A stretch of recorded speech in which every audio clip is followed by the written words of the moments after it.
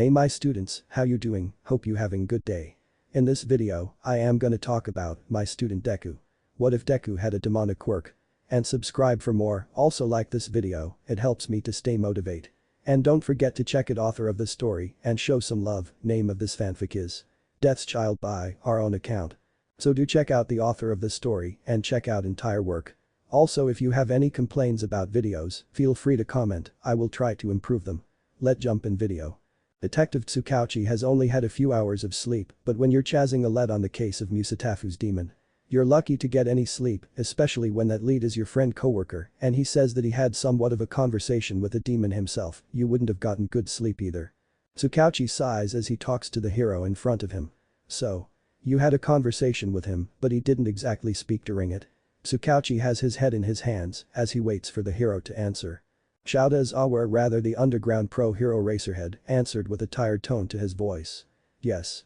It sounded like more than one voice, both male and female, young and old, and from what I could see he wasn't moving his mouth either. Not that he would have let me see any more anyway. Was left unsaid by the hero. Tsukauchi sighs deeper than before and gets up to get 2 new cups of coffee for the both of them from the coffee machine in the corner, still continuing his questions for the hero. I don't suppose you got a good look at him? Eraserhead has his hand on the bridge of his nose, sounding even more tired than before. No, he didn't let me close enough, and when I tried to hear Anne. The detective sighs once more as he sits down, hot coffee in head, and hands Eraser the other cup. He knows the demon is faster than his friend, but he still has to ask. Tsukauchi goes to take a sip of his coffee, it's then that Eraser decides to speak again. But there was a weird purple glow. Not bright enough to show anything though. It's at that moment the detective noticed how hot the coffee was. Tsukauchi coughs as he tries to respond. You another cough interrupting him. A what? Eraserhead rolls his eyes as he repeats what he said before, arms now crossed over his chest. A purple glow, it was faint but still noticeable. Tsukauchi just stares wide-eyed at his hero friend as he asks in a hopeful voice that they would have something more on the demon. Are you sure? The hero, confused by his friend's question, answers honestly. Yes, why? The detective scrambles around his file-filled desk looking for a pen and paper as he says. We have done research in the rumor, but never got anything to identify them. Even a small glow could help people keep a lookout for him. Well. I goofed up. Izuku thought as he climbed down the fire escape. Izuku Midoriya had been out on his nightly patrol route when he was spotted by an underground hero. Great, no, I have to be more careful about being spotted by Mr. Hero. Izuku sighs as he pulls his phone out to answer yet another text from his friend. Motherbot, HEYYY, I've got a new baby that needs to stingy. Greenbot, oh. Greenbot, do you now? Motherbot, yes I do want to meet up tomorrow. Izuku lets out a little laugh and sighs with a small smile on his face as he replies, going down the fire escape on the rooftop he was on to shift into civilian form, wouldn't want someone seeing him, that would be a nightmare especially for them. Izuku's now making his way home. Hoping that his roommate isn't back yet. Greenbot, sure, what time? Greenbot, not 8:30 am. Motherbot, 8:08 am ma. Greenbot. What? You good? Motherbot, Tess, I am great, if not 8 then 9. Motherbot, PLXL. Brenbot, Cock 9:30, but you need to sleep first, I'm not dealing with you high on insomnia again. Motherbot, Del Nihit sleep that. Greenbot, good night mother. Izuku puts his phone away as he walks to his apartment and enjoys the night air. Well, looks like I have to actually sleep when I get home, yay.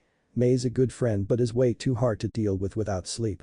Izuku arrived at his 3-room 1-bathroom apartment, jumping into his bed to prepare for the exhausting day tomorrow, without waking up his roommate if he was even home. He's got a worse sleep schedule than Izuku. I should probably talk to him about that. I mean, I know he's looking for a job, but walking around at night like a creep is not the way to do that. Izuku, it's 3:45, so he'll probably get 6.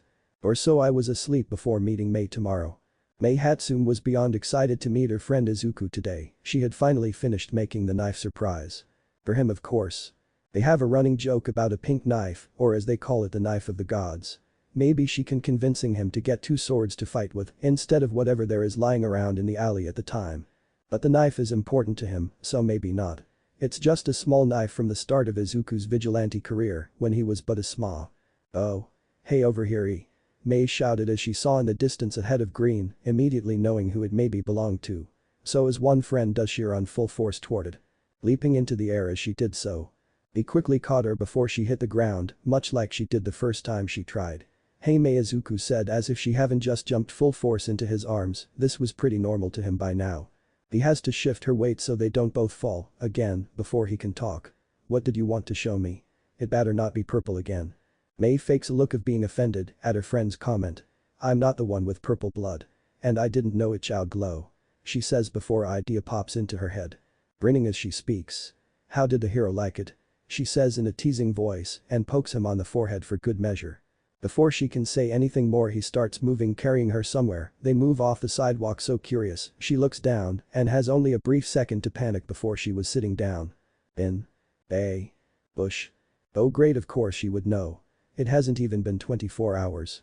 He thought as his friend starts trying to tease him about last night when the stupid underground homeless looking hero saw him.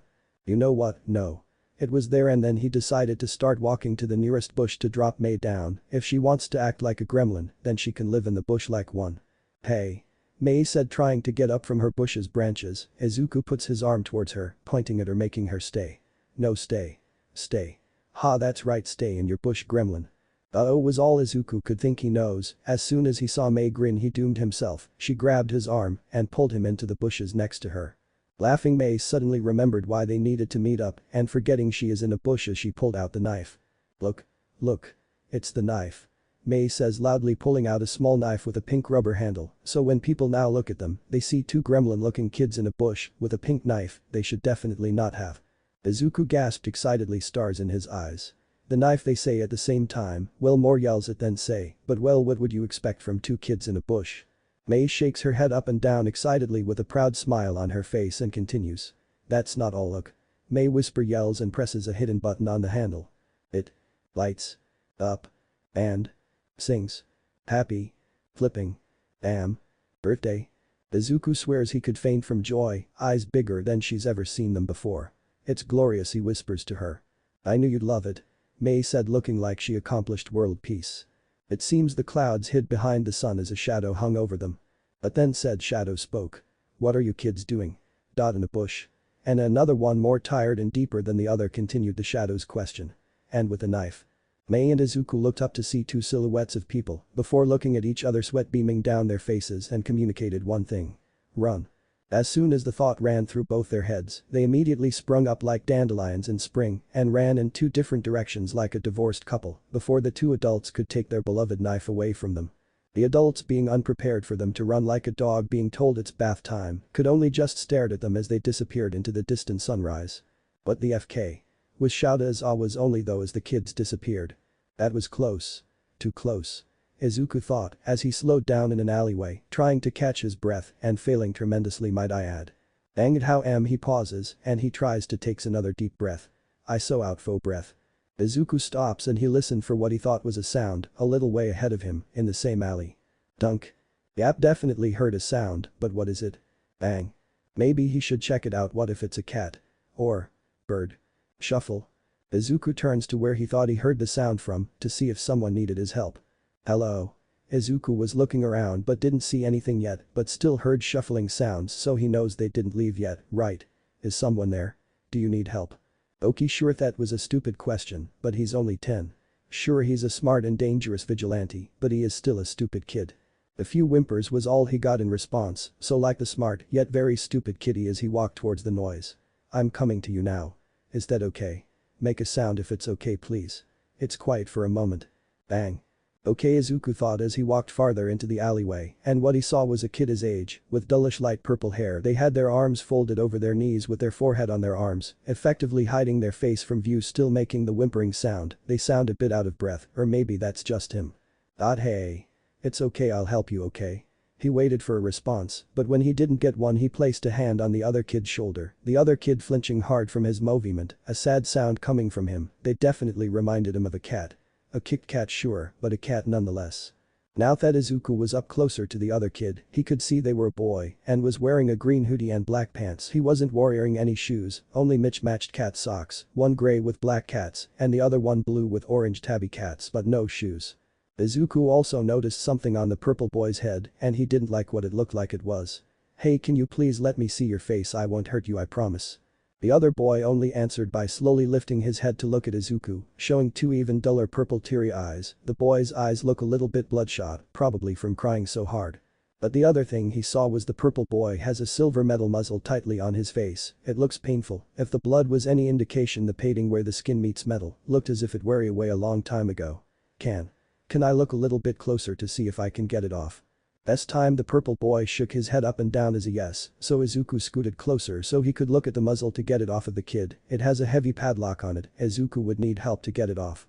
I can't get it off myself. Can you please follow me to find my friend so we can help get it off? I promise you she's nice. He knows Mei can get the lock off easily, but purple boy has to follow him first. Shinsu Hitachi was having a shit week.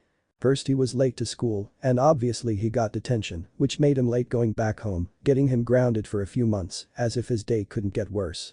Then he ran into his bullies, which resulted in him getting beat up and going home late again, and then when he tried to tell his parents why he was late, he got the muzzle for talking back. And last week his dad was mad, so he came home drunk. He was thumping around the house and breaking things, which Hitachi would have to clean up later. But he wasn't worried about that, he is used to cleaning up anyway. What Hitachi was worried about was his dad taking it out on him again. Last time he got a black eye, a few bruised ribs and the muzzle for 2 weeks, which hurts and leaves new marks on his face every time, which means he can't go to school until they heal. Not that school was any better. But today was way worse. Today he accidentally used his quirk to stop someone from cutting up his backpack. It was the only one he had, and his parents wouldn't buy him a new one. They don't want to waste money on him. On a future villain. So of course he got the muzzle, but today his parents apparently have had enough of him and his villainous quirk because they were having a conversation about him. He could hear it through his bedroom door pretty well. He only caught towards the end though. It not happened again, his dad yelled from the hall near Hitashi's room door. He sounds a little bit drunk, probably back from drinks with his coworkers. Great. Well, what am I supposed to do about it, huh? That was definitely his mom. She tries her best to stay out of it most of the time, doesn't want to get involved as she puts it. Well, the brat's your kid. You should have better control over him. Hitashi's dad is a bit old-fashioned. He thinks kids shouldn't speak unless spoken to, and that they should be seen not heard, that kind of thing. His mom scoffs, "Is your kid too?" And I can't control when he talks. Hitashi's mom often pretends he doesn't exist, going as far as to say she doesn't have kids. She makes him hit his stuff when they have guests over, not that there is mock to hit though. There is silence for a few seconds. His dad is the one that breaks it. Yeah. You're right, but what if he couldn't talk at all? His dad says in a questioning tone of voice. What? Hitashi's mom sounds confused, and so is Hitachi. What the hell are you talking about? Damn bastard. She says, mumbling the last part to herself. His dad sighs to himself, sounding tired and annoyed. I mean, we make it to where he can't talk, even if he tries to. What? Hitachi thought as he was still listening in on his parents. He probably should have stopped by now. What the fuck are you talking about?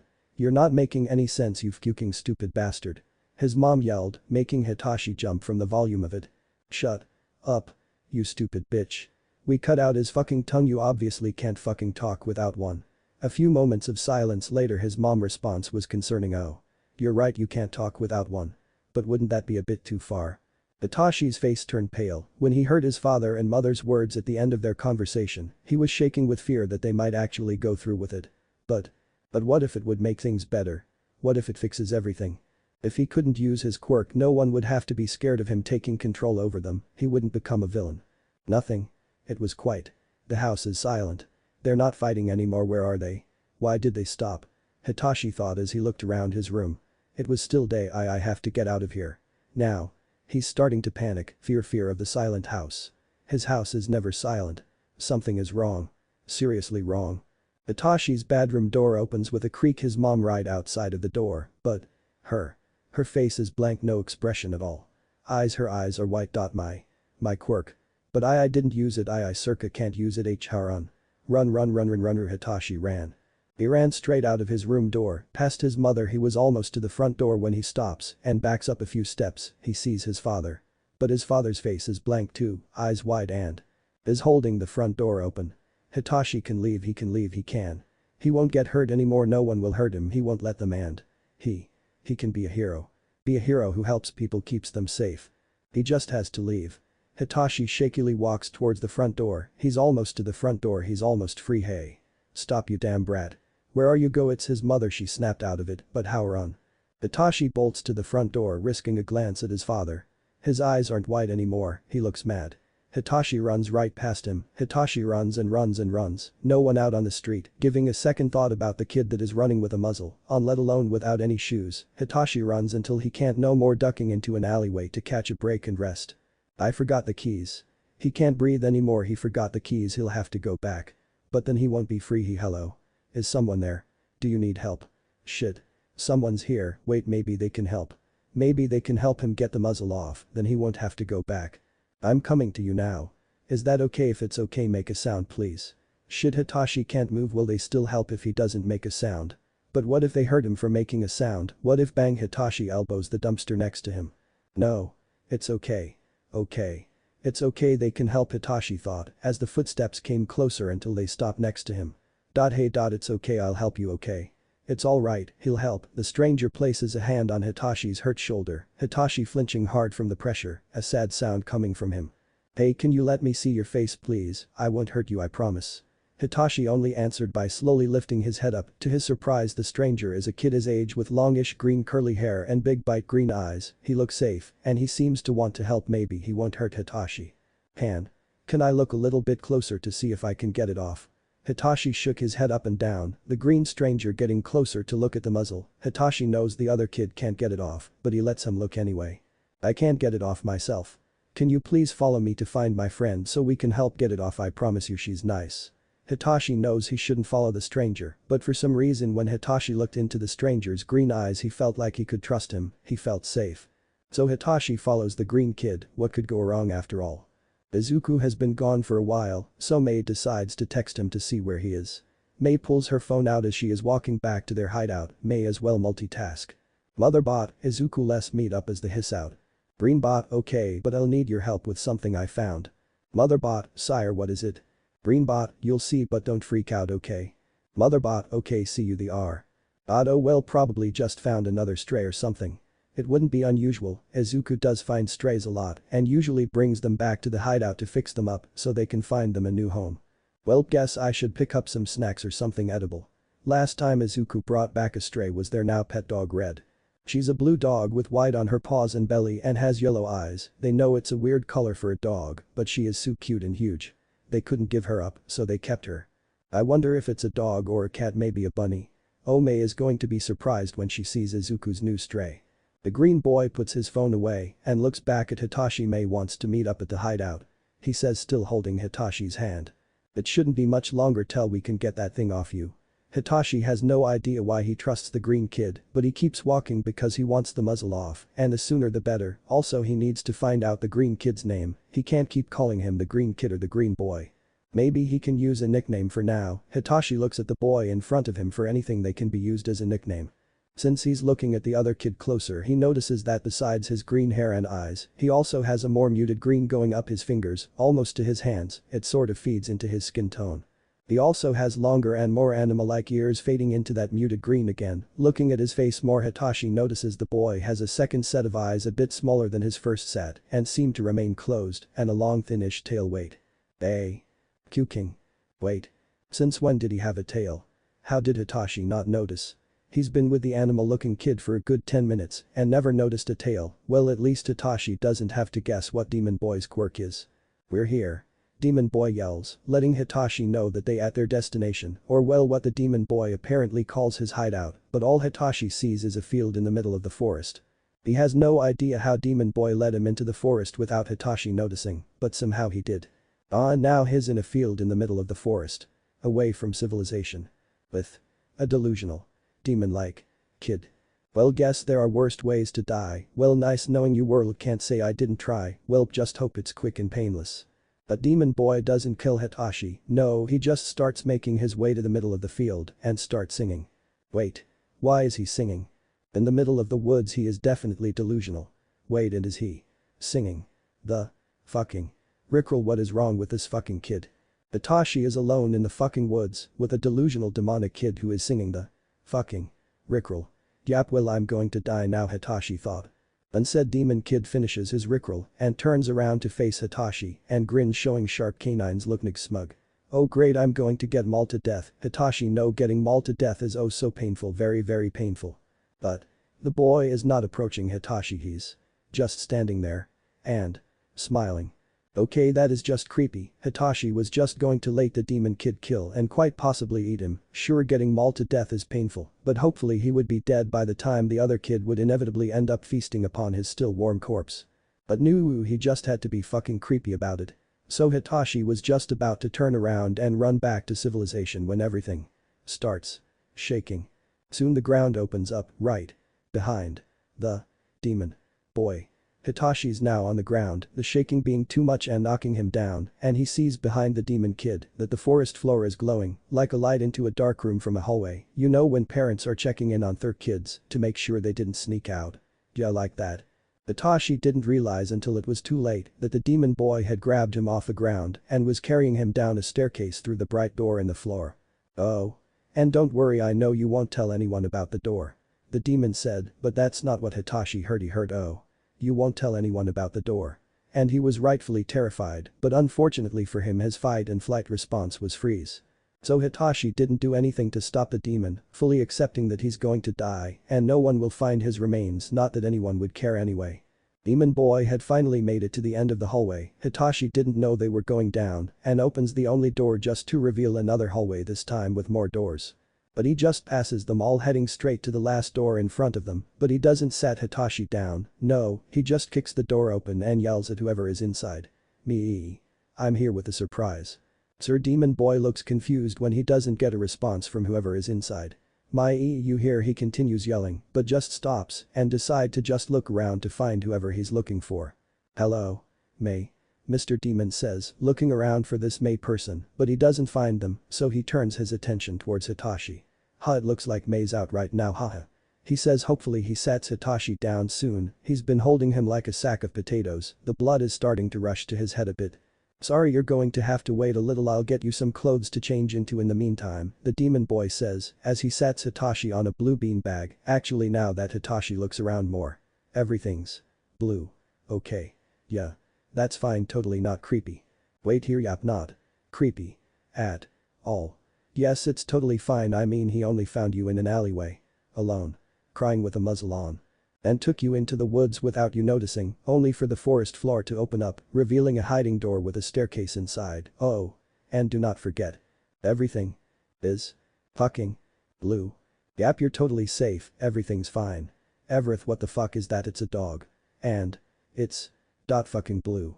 No, because of course it's blue, why wouldn't it be? I mean the floor is blue and the walls, don't forget the ceiling too, so why wouldn't the dog be blue? Fuck this, Hitachi needs a nap, so he just passes out in the blue room, because why not, most likely never making it out again anyway, especially when he meet this May person. When May got back inside the hideout, Izuku is already there, she was about to go look for his new stray to give it some snacks when Izuku stops her and he looks guilty. I know. That face, what did you do? Great, what did he do now? Is the stray hurt? Did he steal it? I hope not. May does not want to deal with the cops again. Last time she had to pull facts out of her ass to get them out of being arrested, well I mean it worked, but it was hard. Hey. I didn't do anything. Yet. Izuku tries to defend himself, but ends up being pissed at the end of it. At what? May has no idea. Yet. Really? You're going to get the popo's attention again. It was hard enough to shhhhhh, and now May has a hand in her mouth. Ow ow ow, hey, let go now, who's yelling? She's not going to let that slide. Even if she did bite he. Shhhhhhhhh. Oh, he looks concerned now. Shhhhhhhh. What? Don't shush me back. Yap, definitely not going to let that slide. Shhhhhhhh. May, I told you shhhhs first. Well, too bad you are the one who yelled right after. They continue to whisper, yell, and telling each other to shush when May stops and holds her hand up, signaling Izuku to stop too. Did you hear that? Izuku looks confused and then concerned. What? May, stop. Oh. What the fuck, that's not a stray, that's a fucking human. Izuku. How? What? Why? Explain now. Of course she's going to demand an explanation for the human on the floor, because that is not a cat, nose is it another dog, not even a rabbit, or even a fucking bird. But a literal human child. Yeah, definitely going to need an explanation. Tsukauchi Namasa is exhausted, he still can't find anything on the demon except what Shouta had told him yesterday, and even most of the witnesses don't even remember being saved by the demon.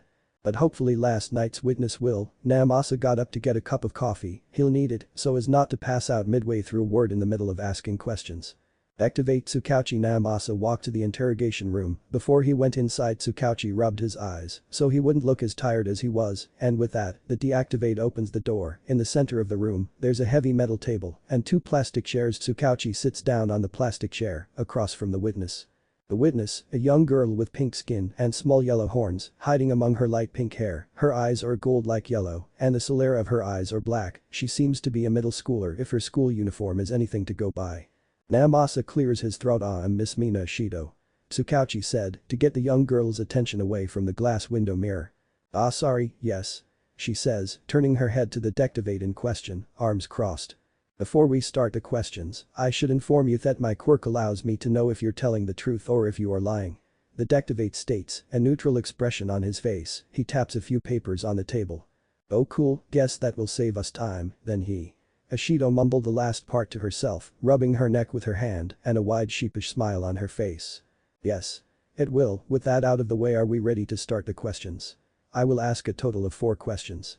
Tsukauchi pulls a notebook out of his pocket with the questions to ask the girl on it. Miss Ishido, if you are ready, would you like to begin? He says, just in case she needs more time to process everything. Oh yeah, sure, go ahead. And with that, the deactivate begins the questions. He needs to read off the paper as the familiar sting of sleep invades his eyes. Did you see anything that could help you describe the person that saved you? Like their skin tone or hair color, maybe their eyes. The demon has been getting a little sloppy lately, so hopefully she saw something that can help them find them. Ishido puts a hand on her chin as she thinks of her encounter with the demon, and her answer surprised the tired deactivate. Oh. Yes, I did. Green. Ishido exclaimed, happy that she remembers and was able to answer. Green. Tsukauchi is beyond confused. Shouta saw purple and Ishido says she saw green. What's next? Blue. Namasa sighs. This prompted Mina to continue. Amaya. They had green skin. She clarified, a little embarrassed cause her first answer was too vague, ending up rubbing her neck again when her eyes lit up as she remembers something. Oh.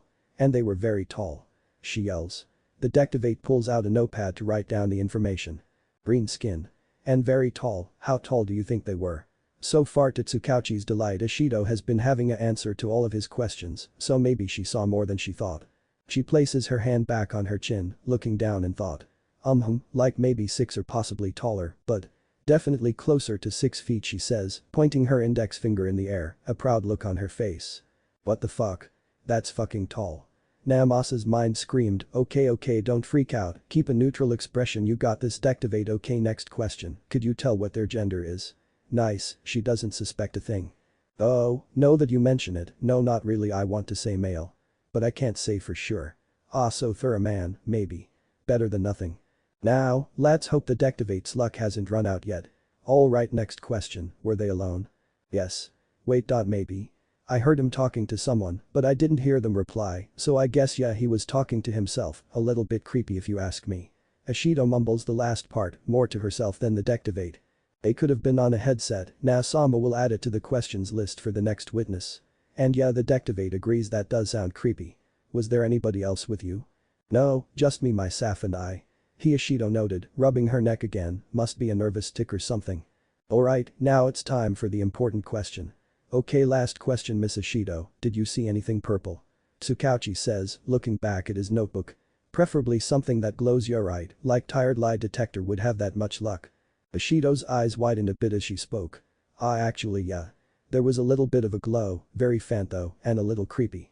Well, guess TD did have a bit more luck than he thought. Maybe now that he has something, the rat would help him. Hopefully it won't hurt sanity to ask. Okay, thank you for your time, you may leave now, Miss Ishido. Tsukauchi said as he got up from his side of the table, taping the files on the table so they're more organized. When the deactivate was done, he stood up, getting ready to leave now. Ishido stood up with more speed than necessary, looking desperate and confused. Wait. Do you know who it was? The deactivate turns around to look at the young girl. A grim look on his face as he spoke. No. All we really know is a name and what you and a pro hero have told us. There is no reason to lie to the girl, they don't really have much anyways. Ishido now had a hopeful look on her face. Really? Well, what is it? Can you tell me please? Of course she would ask. Most people that are saved by a vigilante want to know their name, so it's only natural she asked. A look of distaste and resentment appeared on the detective's face, his voice low and deep as he spoke. Musatafu's demon, that was all the Dectivate was going to say. Let's just hope you don't meet him again. Nasama thought. Party so she stays safe, but mostly in case of what she does see will end up traumatizing the poor kid. But now since the questioning was over, the tired man can finally get some sleep. Have a good day now, Miss Ishido, I will have a officer take you home. He states to Miss Ishido. He'll also have to call UA's principal tomorrow, he'll need sleep to deal with the creepy rat principal anyway. And with that Dectivate Tsukauchi Naomasa leaves the station, heading home to get some well-deserved sleep. Mina Ishido is a gossiper. So it's only natural that she has to follow the Dectivate's case. I mean, he literally said they don't have much on it, information-wise anyways. I mean shit. They don't even have a proper description of him. Like, come on. Someone dangerous is loose on the street and the police and pro-heroes know nothing about them. Really? So for the safety of others, Mina Ishido will find this demon and gather information for the nice but obviously overworked Dectivate. First she will have to make a list of things she needs to do. Mina has her hand on her chin, looking at her phone. The search bar is pulled up but remains empty. She has no idea what to put in it to find what she needs. Oh well, just have to try everything till we find something then. Okay, let's try this, Mina says as she types whatever she can think of into the search engine. With the results popping up, she reads it hoping for some information. Showing, results for Green Demon. Green Demon, a mini-boss demon in Demon Fall game. Green Demon is a large mini-boss demon located in the Frosty Cavern, a sub-location in the Frosty Forest. It can also be found in the Entertainment District. This boss has 2 special attacks, along with a slow wind-up punch combo that deals 24 damage. This boss can execute you by either using the spike attack or devouring you, unlike the Axe Demon. Okay, that's not it.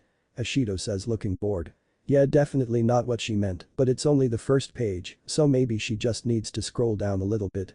Green Demon Mix that drink. June 21, 2023. The Green Demon is a delicious cocktail featuring Midori and lemonade with 2 hard liquors. It's one of those drinks that's very easy to love. Ingredients: 1 ounce Midori, 1 ounce vodka, 1 ounce white rum lemonade. To taste. Instructions: build the liquors into a large goblet. Top with lemonade. Stir. Serve with a lime wheel garnish. Okay, is definitely not a cocktail. Guess I got to try the next one. She says to no one in particular, so the pink girl clears the search bar and tries again. Showing. Results for Green Demon Vigilante. Oliver Queen, Arrowverse, DC Database Fandom Green Arrow Arrowverse Gallery, real name Oliver Jonas Queen, main alias Green Arrow, other aliases Ollie. The Vigilante. The Hood.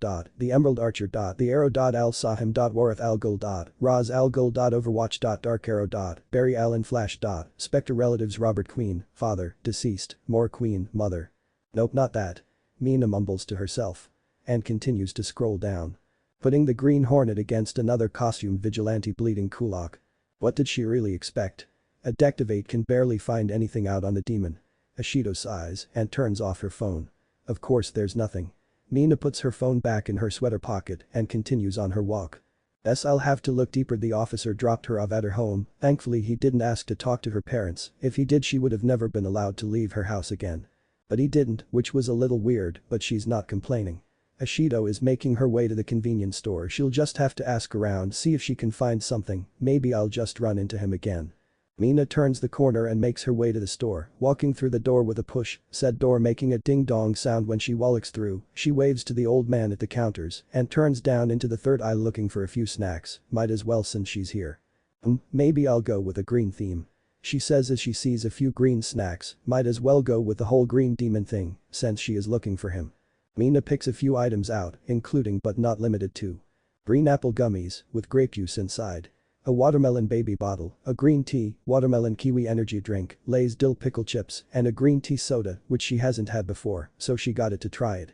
Ishido approaches the front counter to pay and prepares her questions for the man at said counter. Mina puts her stuff on the counter, emptying her full arms of the themed drinks, chips and gummies. Hello.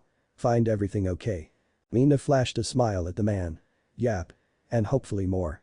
She said as she continued rocking on her feet as she is waiting for him to finish scanning her stuff. The man raised his eyebrow, looks at Ishido, and asks in a questioning tone of voice. More? What else are you looking for, miss? He asks, genuinely curious about what the young lady is looking for. I might be able to help, I mean I do work here. Haha. Would you like a bag? He says as he gets ready to put her stuff in a bag because she obviously needs one. Mina nods her head and responds with a yes. And I have a few questions if you wouldn't mind answering. She asks the man politely. She doesn't want to be rude, especially if she wants answers. The man gives her a kind smile that reaches his eyes as he answers. "Oh. Of course I won't mind. Ask away kid," he says, waving his hand in the air. Ashido smiles and rests her arms on counter, putting her body weight on them. "I was wondering if you know anything about Musatafu's demon," she says in a bit of a whisper, hoping he does. The man stops scanning the items on his counter and looks at her as if she was obviously trying to steal from him and failed. He asks with his face in a bit of a scowl, like he was annoyed, far from the kind old man he was a few seconds ago. "You a cop?" He crosses his arms and starts standing up from the chair she didn't notice was even there till now. Now that Mina is paying attention to him, the old man is really tall, like 6 feet tall. He has silver hair with white stripes and several tattoos on his arms and a few piercings on his face. He was glaring at her with his silver eyes. What no. He just saved me is all he. She said, Ashido didn't want him to did anything, I mean he looks absolutely terrifying. He seems to lighting up a bit after hearing her say that and uncross arms and tilts his head to the side a little, like a curious puppy. "So. You're not a cop?" he mentioned sounding a little resigned, as if she was lying to him. Mina was weaving her hands in the air in front of herself with a small anxious smile on her face. "No, just a kid," she answered, it seemed to calm him down. The old man exhaled a deep breath. "Fine, there are rules. Follow the rules," he said, eyes turning stern again as he held up his hand. Counting down on his fingers as he spoke. "You can't tell anyone about anything you see. If you do they will find you and no pictures. At all. Got it?"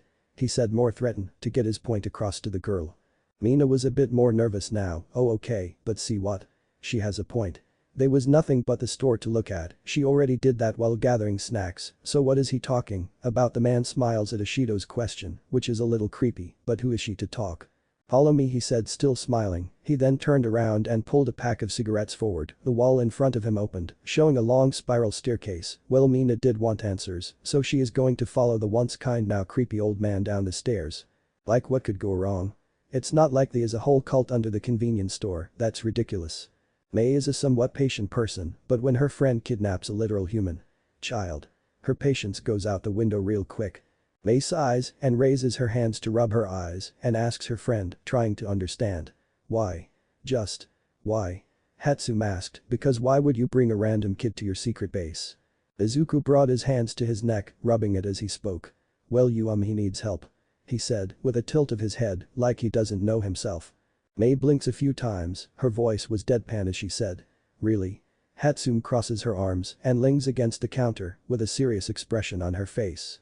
"So if we help him, you'll take him back home?" May questions and hopes her friend has a little bit of common sense.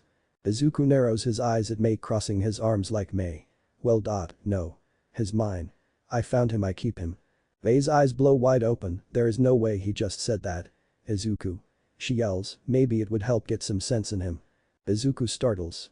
"Shhhh." He yells at May just to remind her that the boy he took from the alleyway is in the other room, asleep. Hatsum uncross her arms and glares at Izuku. "Izuku. You can't just keep him." May whisper yells as to not wake Izuku's child. She's not mean, just doesn't want the cops pestering them again, they can be so annoying at times. Izuku looks somewhat offended at that. "What? Why not?" Izuku yelled, despite the fact he just shushed her for yelling, what a hypocrite. Izuku stomped his foot and crossed his arms like a child throwing a tantrum because their mother said no, they couldn't have candy before dinner. "I found him. So I keep him," the child said, still pouting. Hatsum just rolls her eyes, he knows why. Just doesn't care. That's why he has a roommate now, he just found the young man on the ground and went yeah that's mine now, which is not legal at all. "Izuku. You know that's not how it works." Izuku gives his best puppy dog eyes, they almost rival Blue's begging face. "Please May. Please pretty please May," he says blinking, green eyes shiny like rocks. It's then May wonders if this is how he convinced his landlord to let the weird and obviously illegal man stay. Hatsum sighs, because of course it is. Fine. You can keep him." May says, not all that upset, she doesn't mind another person joining their group. Izuku is jumping as he speaks. "Yay. Thanks May." He says jumping on Hatsum, hugging her, clearly happy that she said yes. May hugs him back and laughs as she speaks. "Ha yeah. She says, while petting his head, this reminds Hatsum of the first time she met Izuku, he was hanging from a lamp post. Yap, a lamp post, one right outside of a convenience store. Apparently the owner knows Izuku and doesn't mind him being weird around his store in the day. May shaked her head side to side, a comedically stern expression on her face, as she said. But. You have to take care of him. Got it? She reminded him.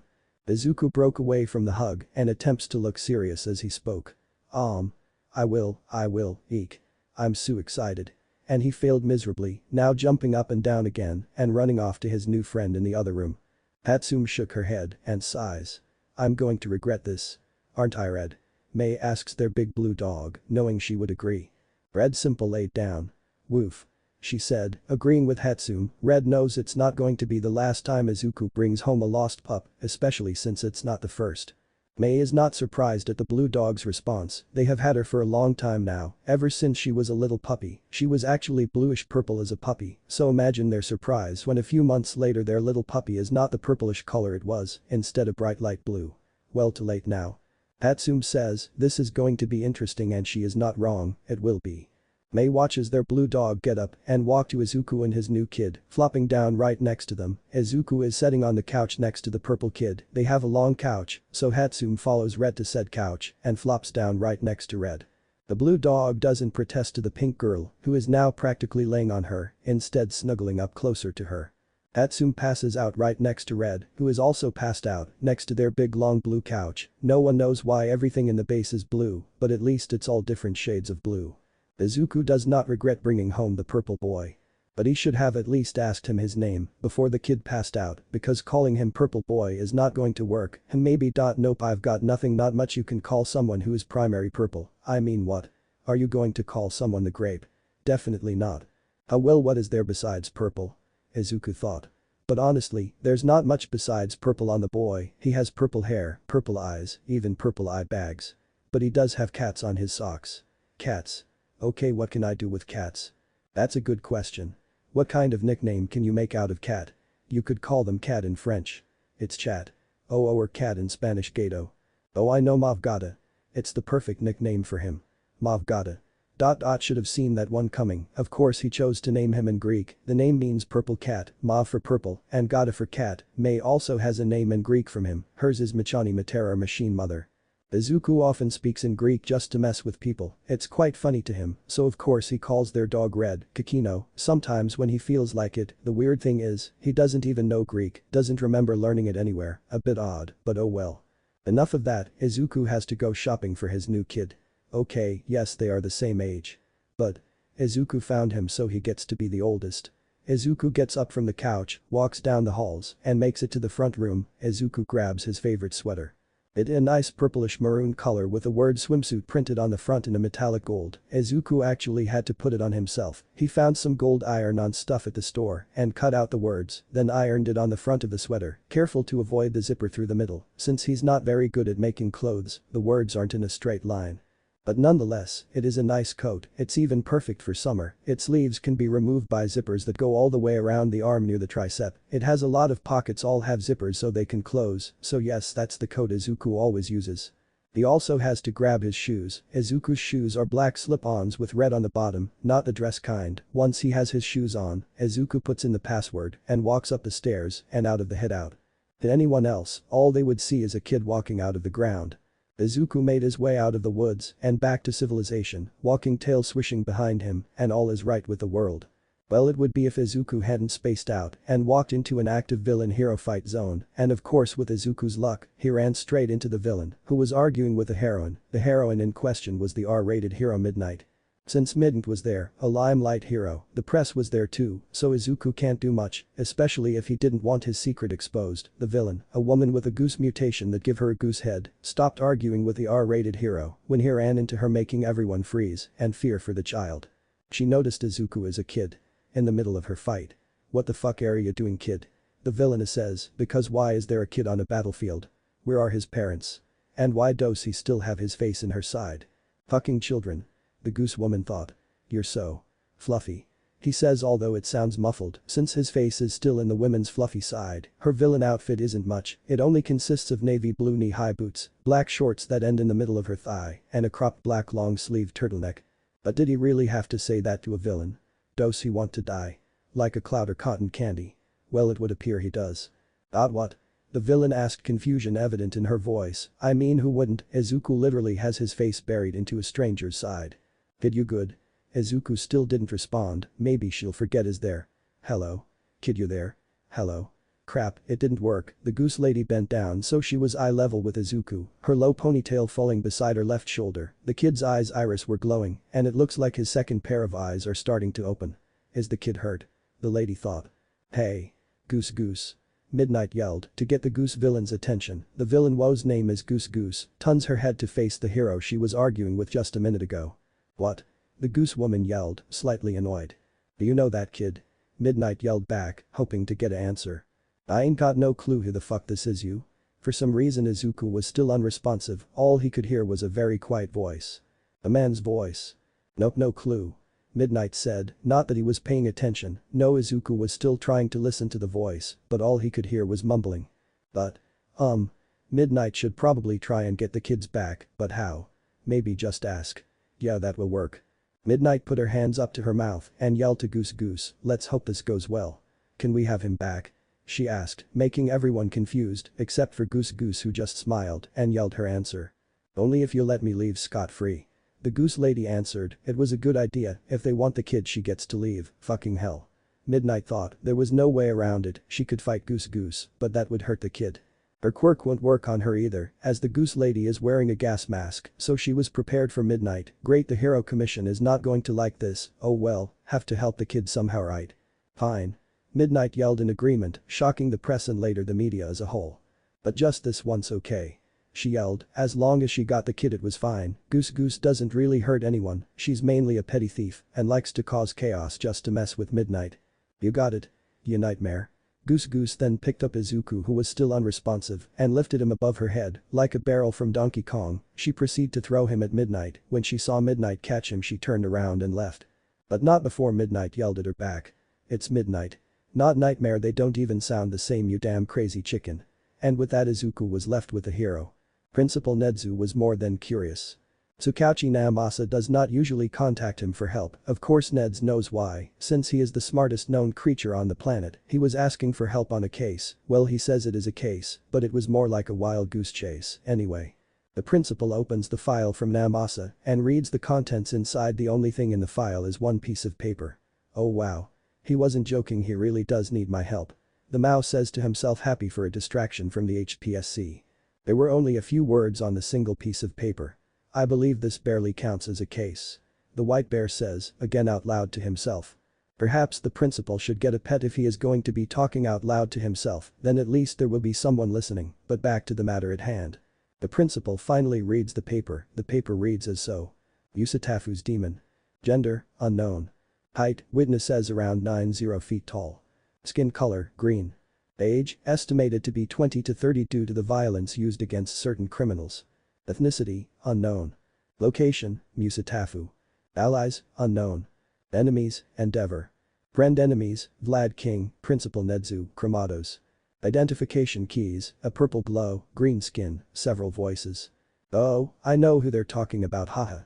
The mouse principal says, because if it is who he thinks it is, then Nedzu knows that he'll have a more difficult time finding anything out about him from the present, so Nedzu decides to take a look into his past, as it would be much easier.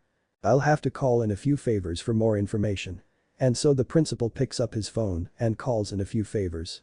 The first person Nedzu called is a professor in Russian. His name is Gary Nedzu, and him don't use their first names, instead they use nicknames. Gary and Nedzu decided to start doing this so no one will know who they are talking to when they have to call about important stuff, like right now. Hello? The man on the other side of the phone answered, his voice sounds rough and worn out, like he just woke up. Hello? Black Book. The bear says he knows Gary will know who is calling. Nedzu hears someone on the other side moving, most likely the Russian man getting out of bed. Well, look who the cat chased by. The black-haired man said, with a happy tune to his voice. How are you doing, White Paws? He chuckles, Nedzu got this name because of his paws. Gary thought it was funny and a perfect nickname. But thank you for asking, and I do hope you are doing better. The white mouse says, Book had been in an accident a few months ago, a student lost control of their quirk and he tried to help them but got thrown against the wall and the ceiling collapsed on his left side, he lost his left leg and hand. As good as I can now, but what's with the call pause? His friend asked. Well, I'm glad you asked. I am hoping you can help me with something, if you're feeling up to it. The principal said, knowing Black wouldn't mind and in fact would love to help. Oh really? Ha. He says, as if in thought. Nezu knows he already made his decision though. Alright, yeah, why not, what do you need? Now, the reason the principal chose to call Gary, or rather Black Book, is because his quirk is the most useful for information gathering. His quirk is called Grimmer. Basically he can summon a book that holds everything and nothing at all. All Black has to do is ask the book for the information he seeks. Pretty useful, especially as a history professor. Well, I am hoping you can find something on Musatafu's demon. Hopefully he'll be able to, as it is rather important. Musatafu's demon. Huh, I don't think I know anything about it, I can look if you want though. The purple-eyed man says. Sometimes Nezu calls and asks if he knows something about whatever, and if Black says no, the principal usually says good, which means he doesn't want anyone to know, not even Black. I can send you what information I have, if it will help. Nezu knows it usually helps if Book can get at least a little information for his quirk to work faster. Sure, anything is better than nothing, it will probably help. Black says, like he doesn't know, it wouldn't be weird for him. Black usually likes to act like he doesn't know much more than a history professor would. Nezu sends his friend the information from the paper in a text message, so Black can read the information from his phone. There you go. Call me back when you have something. The stout says, his professor friend can be quite forgetful, especially when it comes to calling someone back. Black stays silent, reminiscing on all the times he had forgotten to do just that. Yeah, he sure thing pause, might come visit soon. The man says, he really has been meaning to visit, it just keeps escaping his mind. Oh? Really, when? The bear asks, remembering the last time his friend visited, Black had sneaked his way inside the school without the principal knowing, let alone the hero staff. Wouldn't you like to know? Haha, Black laughs. Nezu can hear his friend's phone fall to the ground in his laughing, almost coughing fit. Nezu smiles, knowing he'll have to make sure UA's staff knows to keep a lookout for the history professor. The principal laughs, accepting his friend's challenge. Haha, very well, we will see if you can get in this time. Black Book. The mouse declares, knowing his friend can still hear him. Black picks up his phone to answer his friend. Haha, okay bet. He says, hanging up the phone, effectively ending the phone call. The principal will have to wait for his friend to call back with the information before he can call his other friend. But. No matter. One of his staff, the R-rated pro hero Midnight, asked if he could locate one of the kids she found's family member. When he asked why she didn't ask the police to do it, she simply said. I don't know. As soon as I had him in my arms I walked here, kind of wish I took a car though. So off the principal went. He is quite curious as of why a kid had run into a villain and hero argument. Ayamina Muri, better known as the R-rated pro hero Midnight, was extremely confused when in the middle of her argument with the villainous Goose, a random kid with what seems like some kind of mutation, Kyr ran right into Goose. The villain looked down to see what had ran into her, just to see a kid with green hair, with their face planted in her fluffy side. What the fuck are you doing, kid? The villain asked. You're so fluffy. The kid says, although it sounded muffled since he still has his face in the Goose woman's side. But what the hell? Does this kid not have any self-preservation skill? Like seriously, he is lucky Goose isn't the killing type. What? Goose asked, but the kid either ignored her or didn't hear her, if his response was any indication. Like a cloud or cotton candy. He said, comparing the feathers on Goose's side to that of cloud or cotton candy. He still has his face in her side. Luck seems to be on Midnight's side as she could still hear the villain, even if it was confusing. What? The Goose woman asked again, but got no response from the kid, so she tried again. Kid, you good? No answer. Hello? Kid, you there? Hello? Again no answer. Most of the time Goose would usually just pick up any kid that got in the way and toss them to the nearest officer. It wasn't a common thing, but it has happened once before. A question popped into Kayama's head. Hey. Goose. She yelled, getting the Goose villain's attention. Do you know that kid? She asked, still yelling. I ain't got no clue who the fuck this is, you? Goose yelled back, but Namuri has no idea who the kid is, and she says as much. Nope, no clue. Midnight yelled her reply, but she still needs to get the kid back to his parents. But. She said, how the hell is she supposed to ask? Keep it simple, you got this. Midnight thought to herself, and took a deep breath as she yelled again. Can we have him back? She yelled, confusing everyone but the villain and herself, and yeah, that works, simple and straight to the point. Goose simple smiled and yelled. Only if you let me leave scot-free. The Goose lady said, a smug look on her face. Oh great. Fucking hell. Namuri thought, but she doesn't even think before she yells to reply. Fine. She yelled, shocking both the press and later the media and surprisingly, herself too. But just this once, okay? That stupid chicken needs to know she won't be as lucky next time, and as long as Kayama gets the kid, she won't really mind or care. You got it. You nightmare. The goose woman yelled. Goose calls Namuri nightmare often. You see, she hopes that someday, in due time, the R-rated pro hero Midnight will turn to the dark side and team up with her, but for now Goose knows she will have to wait. It's Midnight. Not Nightmare, they don't even sound the same, you damn crazy chicken. Oh, right. Midnight doesn't know about that yet. Oh well, Kayama just watches the goose lady run. Safety. I have to get to safety. Nemuri looks around herself for somewhere to go. Safe. I have to get the kid to somewhere safe, but where? Midnight was starting to panic now. She was walking without even noticing. Since she didn't notice she had walked all the way to UA, it's not a surprise that she didn't notice that the kid she's carrying has their second pair of eyes open. Because if she did, she would see that all four of his eyes were completely bright green, especially the iris, which was a lighter green, that is currently a small light pinprick, and are focused on Kayama. Midnight snapped out of whatever trance she was in when she swiped her key card at the gate. She looked at the kid to make sure he's okay. His eyes were still closed, both pairs, might Nemuri note. Nemuri walks straight to the principal's office. Ignoring her colleague's concerned looks, she makes it to the oversized door. Kayama doesn't even have to knock on the door as her boss presses some sort of button. She still has no idea how. No, seriously, she's checked the office before, there is no button. Hello. Midnight, who's this? The mouse simple gestures to the kid. Hey kid. Midnight just stares at the stoic principal. Yep, real smooth. I need your help finding his parents. And why not ask the police? The white bear says, with a tilt of his head, cause it is a reasonable question to ask, but unfortunately not a possibility Nemuri thought of. Is all she says. Well, shit. Kayama did not think, just ran. I don't know. As soon as I had him in my arms I walked here, kind of wish I took a car though. Kayama says, and when she looks at her boss again, he has a grin on his face and a glint to his eyes. Oh. You have got to be kidding. The damn rat looks amused. This is going to be a long day. Midnight thought as she let out a heavy sigh, and she's not wrong, it indeed will be. Yamada Hisashi was utterly confused when his coworker, Sekijiro Kansas, also known as Vlad King, called asking for help with something. He refused to say what it was on the phone though. Yamada sighs, I hope it's not something stupid. Far enough, when he helped Ken with a problem last time it ended up being, well. This is what happened. It was a big-ass blue dog. Sekijiro stated, looking Hisashi in the eye with a dead serious face. Yamada just looked at him like he had finally lost his mind. I swear Yamada. Ken yelled and absolutely betrayed the look on his face as he kept looking at Hisashi. Yamada sighs and says, look, you know how it sounds, right? Hisashi said as he looked around Sekijiro's apartment. He noticed something new from last time he was here, a dog bed. Ken, is that a dog bed? Yamada says with an eyebrow raised and points to the bed.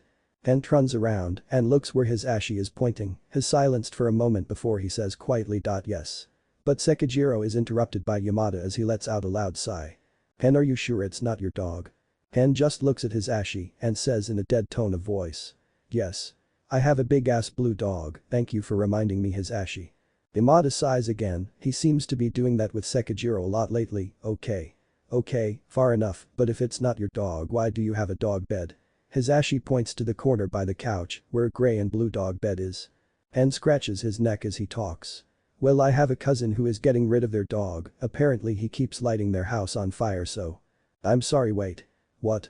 Yamada interrupts Sekijiro with a concern to his face, cause anyone who says that their dog lit their house on fire is someone you should be concerned for. Ken tilts his head confused. What?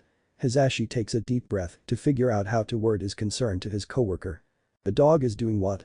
Yamada asks, holding his hands out like he's waiting for someone to put something in them. Oh yeah, he has some kind of quirk. They wouldn't tell me what. That's a red flag. Hisashi just looks at Sekijiro with an are you serious look on his face, more than infuriated with his coworker's stupidity. I wonder why. Oh. Maybe it's because he is setting their house on fire. Yamada says, throwing his hands around as he talks. And it looks Hisashi with a look of stupidity. Yeah. That's probably it. He says, hand holding his forehead. Anyway, about the blue dog. Sekijiro says, looking for an answer that Yamada doesn't have. Hisashi crosses his arm over the other. Well, what am I supposed to do? It's not here anymore. He states, because it's not, Yamada doesn't even know if it ever was. Well, Ken says with a sheepish look, and isn't that comforting, wait. What do you mean well? Hisashi asked, cause what does he mean well? Well is used for things like well he hasn't left yet or well there is always a reason or dot. Wait. Woof, a deep bark sounded from the apartment, making Yamada and Sekijiro freeze. Where is it? Hisashi asks, voice bracking, please don't say the dog is still in here with them. Pen starts to look around in fear. Isn't that comforting, not like there's a supposedly big blue dog lost in the apartment. Well that's the thing. Sekijiro says, still looking for the dog. I don't know. He admits no longer looking for the dog, opting to look at Yamada instead. Hisashi looks at him with a look of absolute despair and shock at how someone can be so stupid. How? He asks, voice barely above a whisper. It's fast, okay. Ken yells, offended at his coworker's words. Yamada sighs. Okay, fine. How big is it? Maybe if he knows how big it is then they can avoid it when they try to leave.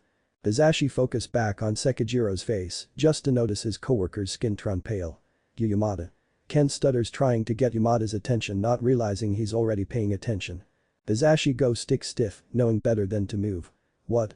Yamada asks, although he feels like he might already know the answer. Sekijiro lifts his arm up and points behind Hisashi. It's Ken doesn't even bother to finish his sentence. The dog's behind me. Isn't it? Yamada says, knowing his friend won't. Okay, so there's a few options here. Option 1. Run. Option 2. Hide behind Sekijiro. Option 3. Turn around. No way he's going to turn around. Holy, that's a big dog. Hisashi yells, backing up a few steps to get away and a little bit behind Ken. I told you. Sekijiro yells in misplaced victory, cause yes you found the dog, but now what? Ken, why is it doing that? Ken? Yamada asks, panic clear in his voice.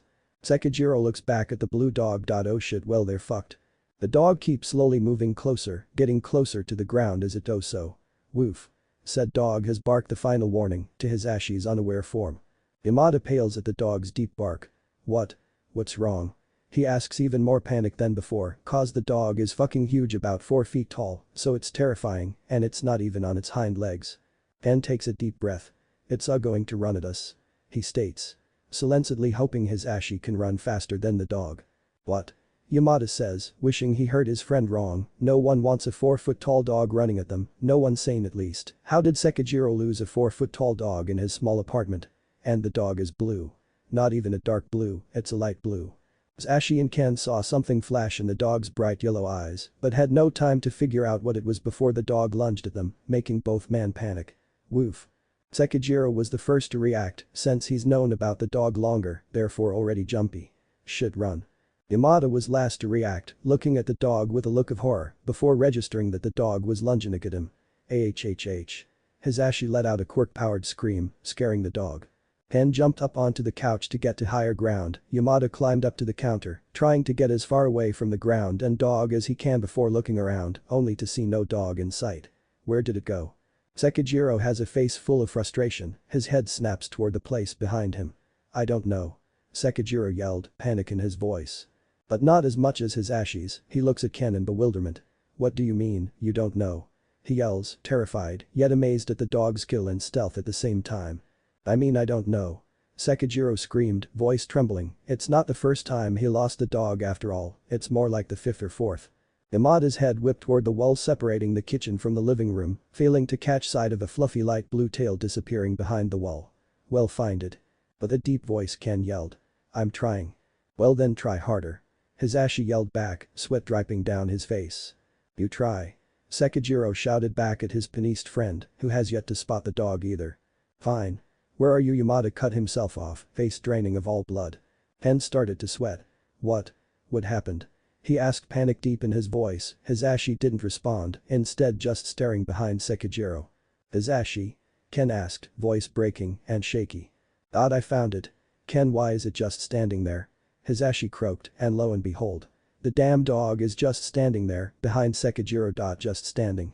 Hisashi. And I mean this in the calmest way possible, run. Ken stressed, holding his hands up like he was trying to surrender to the dog. What? What do you mean run? Yamada barked, getting into a fighting stance. I mean run before it's too late. Sekijiro screamed, knowing the dog was going for him first. Hisashi screamed as the dog jumped at Ken, who just dodged, the now airborne dog heading straight towards Yamada. Woof woof. The dog barked loud, Hisashi dove towards the floor, dodging the airborne dog and landing on the ground. Hisashi, quick, the door. Ken yelled, pointing to the front door. What about the door? Yamada questioned, he was too busy to worry about some door. Go outside. Sekijiro fumed, gesturing wildly at the door with his hands and head. Ah. Hisashi screamed as the dog chased him. The dog noticed that Ken and Yamada were trying to leave and blocked the door, making them turn and run into the bedroom. Quick, close the door. Hisashi shouted at Sekijiro, shaking his hands like a girl afraid of a spider in her room. I got it. I got it. Ken yelled back at his friend, triple-checking to make sure the door's closed. Thanks for the help. Sekijiro thanked his friend for his help, even if they both didn't do anything but run from a mammoth of a dog. Ken. How am I supposed to go home when the dog is out there? Yamada said. Friend asked. They heard a muffled bark from behind the door. Oh. His friend said in a bland tune, he hadn't thought about that. Window? Ken questioned. It was either the window or the door, the currently blocked door with a giant dog on the other side. Window. Hisashi agreed, there was no way he was going to go through a big-ass dog when there is a perfectly good window to jump out of. Sure, it might make him a bit of a hypocrite, but his husband will understand. Hopefully. I hope it's not that dog again. Yamada shuddered at that thought. He parked his car and noticed smoke and Sekijiro standing outside his apartment along with his neighbors, or more like everyone from his apartment building. Ken. Yamada droned, voice sounding suspiciously like disappointment. Yes. Sekijiro had the look of a man who was disappointed in himself. Why is your apartment on fire? Hisashi questioned, staring at the apartment engulfed in flames. Oh. Well, good news and bad news. Ken stated. He clapped his hands together, looking at his once cozy apartment. Oof. Sekijiro's new dog barked, sitting next to him and letting his presence be known to Yamada. The dog set the fire, didn't he? Hisashi remarked. It was either that or Ken tried to cook and failed miserably. Sekijiro looks down at his dog, a blank expression on his face. Yes, but I found out what his quirk is. He admitted, turning his head towards Yamada, eyebrows raised, waiting for him to ask what it is. Oh, that sounds like a good trade. He said in a serious voice, crossing his arms and looking at Ken with disappointment. Hisashi. Sekijiro stated, he's being serious. Hisashi sighs. Okay, what's his quirk? He has to admit. He does want to know what the Tibetan Mastiff's quirk is. Hellhound. That's all Ken says, giving no other information than that. He smiles and crosses his arms. Yamada just looks at him. What? He asks. Confusion in his voice. What does a hellhound have to do with anything? And as if Sekijiro could read his mind, he answers the question. Ken looks at his dog. He is a hellhound. He explained. Uncrossing his arms and points at the dog, a proud look on his face. He's happy he took the dog in. The house fire problem has an easy solutions. Hisashi has a look of relief on his face and lets out a little laugh as he says. Oh. So, that's how he keeps setting fires. The loud man puts a hand on his head in relief. Yes, wait. Sekijiro paused. And looks at his friend. Obviously that's how the dog keeps setting fires. How else would he do it? The stove. Well, maybe, that is a possibility. He should keep that in mind when looking for a new place. How do you think he set fires? Ken questioned. Knowing Hisashi's going to say something like the stove or possibly a candle. I don't know. A lighter. Yamada mumbled. Is he serious? A lighter. He thinks the dog can light fire with a lighter. The lighter? Hisashi, you thought a dog was setting his house on fire with a lighter? Sekijiro said. With a blank face, looking at his blonde friend. Oof, the dog barks in agreement, still by the man's side, with a judging look on his dog face directed towards Hisashi. The loud blonde man looks at the pyromaniac animal and squints his eyes. Yes, I did. The hopeless blonde agreed. With what opposable thumbs? Ken asks. With a raise of his eyebrows, hands on his hips, and accusation in his voice. I don't know. Yamada stuttered. Crossing his arms, glaring at the dog like it'd eat his lunch. The gray-haired ogre man sighs. Not the point. Do you think I can stay at your place? Sekijiro asked. Turning his head to look at his crispy apartment, the flames have mostly gone down, now reduced to embers. Hisashi follows his friend's action, turning his head and looking to the once-was apartment. Is your dog going to set it on fire? The green-eyed man questions. Ken with a look of oops on his face, responds with a simple. No. The gray-haired man sighs, moving his head away from the fire and towards his dog and looked like he was trying to make his dog agree. Said dog's ears went back against his head, clearly not happy about making a promise that he has no interest in keeping. Oof. He reluctantly agreed. Well, as far as the humans know. The yellow human sighs. Yeah, sure, Banana says, and well, as long as he doesn't make him stay outside, then they won't have problems. The ogreish-like man's face brightened as he yelled enthusiastic. Yes. throwing his fist in the air as if celebrating a victory. But the dog stays outside. The banana says. As he points a finger at Grey Ogre Man, squinting his eyes suspiciously. Breath of betrayal. How dare he? They will mark the day they made the Great Fire King stay outside like a peasant. The traitorous ogre shrugged his shoulders. Fine by me, he states. It's like he doesn't care if the Great Fire Kings get wet, how dare he? Both. The Fire Kings will have their revenge. These peasants will regret making King stay outside. Alrighty, then get your stuff. Yellow Man said. Opening his phone to check his messages. As he is turning around he says over his shoulder. I do have to stop by UA though, and continues to his car, unaware of the dog's eyes on him. You got it man. The Grey Ogre says back. Going and grabbing the only bag he managed to save from the fire. The dog narrows his eyes at the car containing the Yellow Man, smoke blowing out of his nose. Goof. The hellhound barks in a threatening tone. We will see how long this outside thing works out for you human, the hellhound thought. No one tells the Great Fire Kings what to do. Izuku was woken up to the feeling of someone staring at him, which was weird, but unfortunately, he does not care because he is still half asleep. If you keep staring you'll wake me and the dead. The green-eyed boy mumbled. Izuku pushed himself up so he was sitting upright on the edge of the bed. Oh, you're awake. The lady with night blue hair remarked rather loudly. She turned to the side so she was facing a door and took a deep breath before she yelled.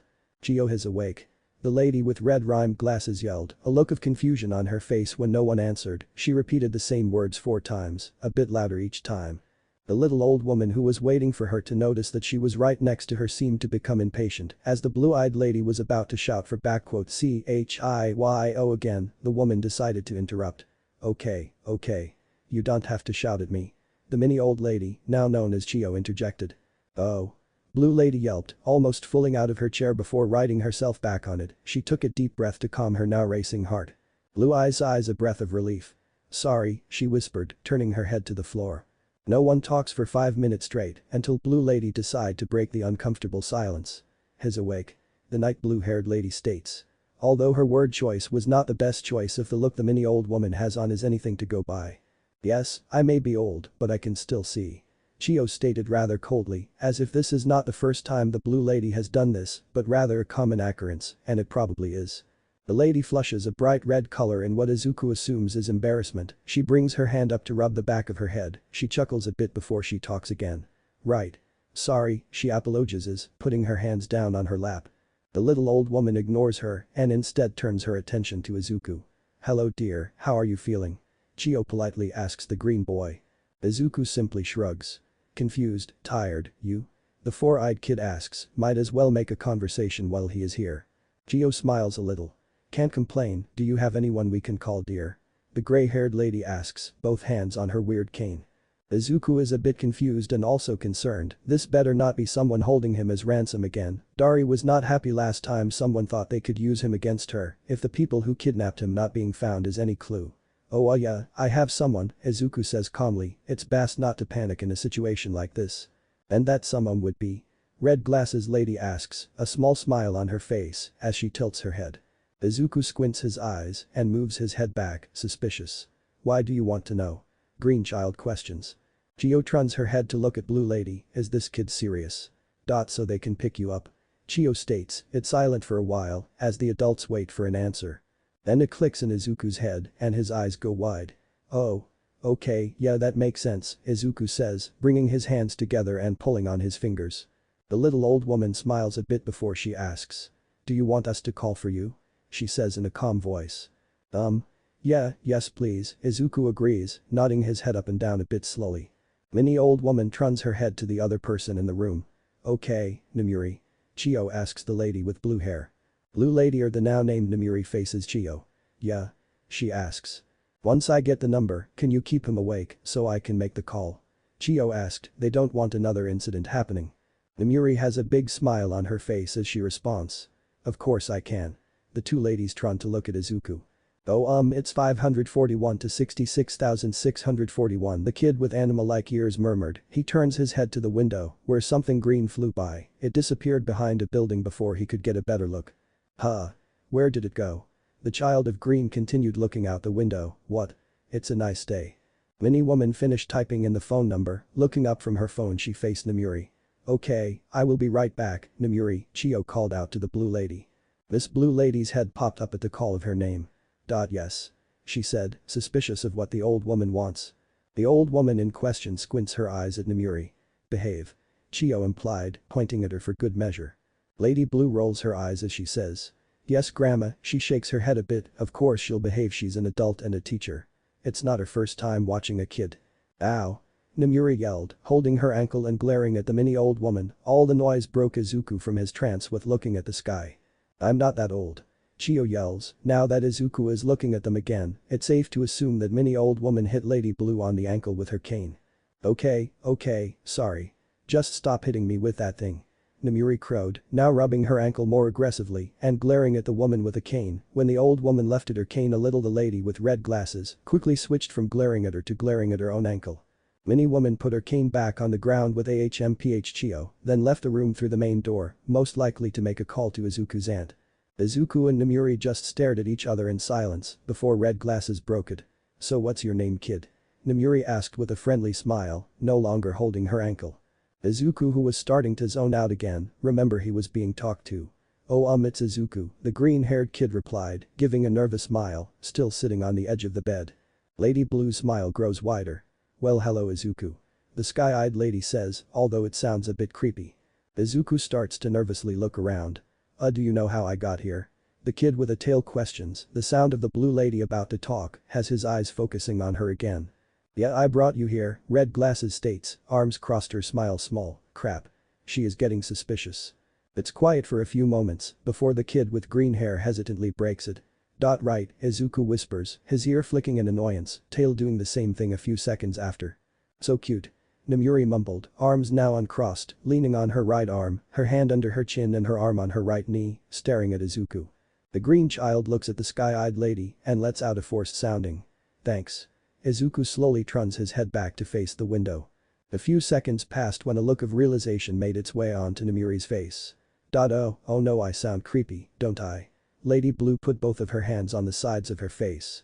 Yeah, just a little bit, Izuku responds, putting his fingers close together in a show of a little bit, still facing the window. Nemuri makes a squeak sound, burying her face in her hands. I am so sorry. I didn't mean to sound creepy. Red glasses yells, embarrassment clear in her voice. The kid with a tail turns around to face the blue lady, laughing while speaking, he says. Haha, it's okay. Izuku puts his hand on the back of his head, a sheepish look on his face. Are you sure? I don't want to freak you out. Nemuri yells. No, it's okay really, for eyes reasons, waving his hand side to side frantically, he is nervous. Red glasses lets out a sigh before she says. Oh good, you know you really scared me, she admitted, the seriousness strong in her voice. Okay, now Big Ears is starting to worry again. What, how? Izuku asks, confused yet curious as to what he did to scare Lady Blue. The look on Nemuri's face is not comforting at all. Well kid, you walked right into a villain. Blue Eyes explained, a similar look of worry as Izuku's on her face. Pale boy looks down at the floor, eyes wide. Oh my gosh, that's what was so fluffy. Izuku says, starting in a whisper and ending in a whisper shout, and Green Eyes putting both of his hands on his face. Midnight Hair leans back in her chair. Yep, you should have seen the look on her face. It was all like, the dark blue-haired woman then proceeds to try and mimic the look Goose wore when Izuku ran into her, she was failing miserably. Four Eyes moves his hands in front of his face and squeaks out. I said that out loud. The green child then leans back on the bed. Nemuri sits up in her chair. Haha, yes you did, but you're lucky it was only Goose, she's okay for a villain, the blue lady says as she shrugs her shoulders and crosses her arms to put them on her knees. Big Ears removes his hands from his face, looks at the ceiling and sighs. Well, that's a relief. The mini old woman comes back in through the door. Okay dear, your aunt is on her way, she insisted on bringing your dog, she said they were at the dog park, so it makes sense for her to bring them, said it will take less time. Chio tells them, shoving Nemuri off her chair. Okay, I think you guys would like her, Izuku implies, sitting up from the bed again. The look of curiosity grows on Red Glasses' face. Oh really? She questions, interest in the subject evident her voice. Pale boy smiles brightly and confidently. Yeah. She has a quirk. It makes her blue, and she can make things blue too. Izuku explains, happy to share more about his supposedly blue dog. Well, that sounds interesting, what's her name? Mini woman asks, although her interest isn't as clear in her voice as Nemuri's. Blue Eyes raises her hand and goes up and down on the ball of her feet like a schoolgirl trying to answer a question, bit creepy to reference a schoolgirl to an adult woman. Oh. Oh. Let me guess, a blue. Red glasses guess, clapping her hands and pointing at Izuku. The smug smile grows on his face, Big Ears says. Nope, it's red. Dot. What? Blue Lady blinks a few times trying to process what the child had just said. You call your blue dog red? Namuri says, like she can't even wrap her mind around it. The Mine Woman blinks a few times. Huh, I would have said Sky, Chio adds, I mean yeah. I would name my blue dog Sky, or maybe Sapphire, hell even Blueberry. Blue Lady swings her pointed hands towards the old lady. Right. That makes sense. Midnight shouts, still pointing at the woman, said woman glares at her, probably because Namuri is still pointing at her. Red Glasses finally puts her hands down, old woman turns her head back to the green kid. May I ask why you named her Red? Chio asks sensually. Izuku's smug smile disappears, nerves sitting back in, while wringing his hands the boy answers. Oh well in Greek mythology, the red rose was a symbol of the cycle of growth and decay, but also for love and affinity. So that's why I chose her name to be red, like a red rose, that and it's funny. 'Cause she's blue, the boy with big ears babbled. But what no one in the room noticed was Izuku's eyes become a bit more black-green as he talked on. Mine Woman lays a hand on her chin complaining the meaning, Izuku told them. Chio hums supposedly deep in though. Namuri lights up like Christmas, loving the name but for a different reason than Chio. That's awesome. Imagine people's confusion when you talk about her, they would think she would be red. Haha. Blue Lady announced, her hands on her face as she lets out a laugh at the imaginary people's faces. Four Eyes lets out a giggle at Red Glasses' words. Yeah, I know right. Like imagine the corner store cashier's face when I asked if I could bring her into the store. Big Ears yells, erupting into uncontrollable giggles, hands going to hold his stomach just from how much the kid is giggling. Chio does not voice the no one would think the dog would be red, but more of brown-red color. Blue Lady puts a hand on her mouth. Oh my, haha the blue-eyed woman laugh a bit at the image that the green-eyed child painted. The mini old woman shakes her head fondly at the two when the sound of a crappy vehicle catches her attention. She gets up and walks to the window to see what type it is and who it belongs to. If it is any of the staffs, then she might need to tell them to retire the poor thing. It sounds like it can explode any minute now. Sorry to interrupt dear, but does your aunt drive a van? Chio asks the kid. The vehicle outside is a large white van. A van that looks like it has gone through hell, to the moon, and somehow back. Big Ears looks up at the old woman. Oh yeah she does, says it has more room for the dog to lay down, why? The green child asks, genuinely curious as to why the old know what type of vehicle his aunt drove. Mini old woman points her thumb towards the window, or more specifically the parking lot. Well I believe she's here. Chio says, this kid can be so clueless. Realization about what that means popped up on the kid's face, oh what an innocent child. Oh. Okay thanks for the help, Izuku thanked the mini old woman, before coming to a bit of a problem. The four-eyed kid stood up and nervously held his hands together as he said. Which way is the way out? Tailboy asks as he wasn't very conscious when he arrived. Lady Blue looked up from her phone, she probably got it out when Chio and Izuku were talking. I can help, Yamada asked if I could run this. The woman holds up a file she got from who knows where. To the parking lot anyway. Red Glasses puts her phone back in her pocket and gets up, and dang. She is tall. Izuku is only 5'3". She is 5'9", maybe a whole 60 feet tall. Tall blue woman smiles at short green child. So I'll go with you.